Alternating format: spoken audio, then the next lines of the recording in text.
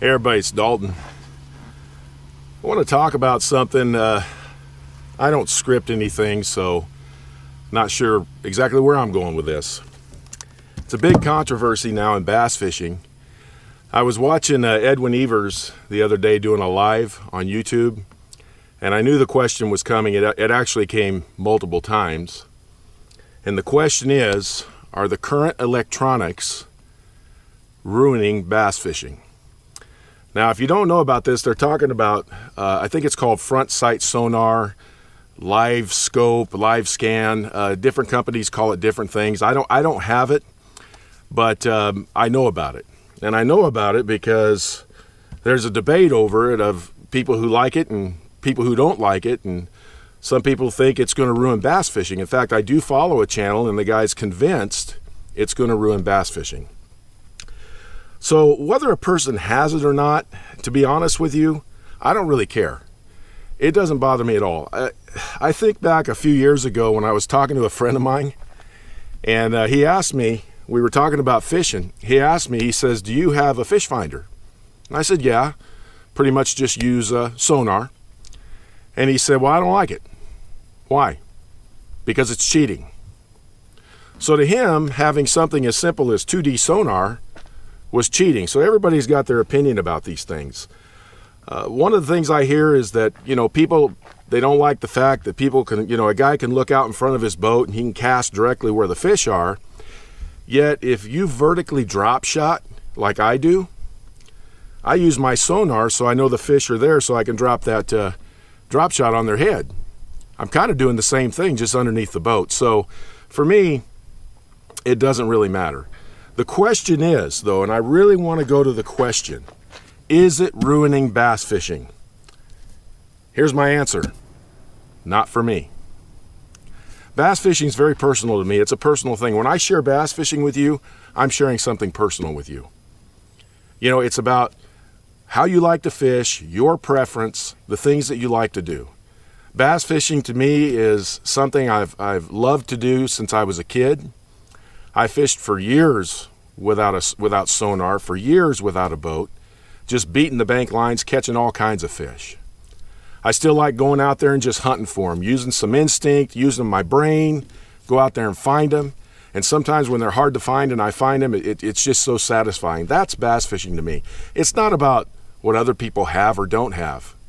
I've got my 16-foot tracker here with a 40-horse Mercury, and I'm going 30 miles an hour down the lake, and I'll have one of the bass boats come by, and they're nice. Really nice bass boat, big 250 on the back, just blow by me like nothing. Doesn't bother me a bit. Nice boat, buddy. It's a nice boat. The bass, they don't care about it, so why should I? So as far as this whole debate over front sight sonar and all that, or whatever it's called, I'm not going to let anything ruin my bass fishing. The only thing that can ruin my bass fishing is me. Now, here is a thought for tournament guys, because I know a lot of the debate is in the tournament area. I mean, I get it.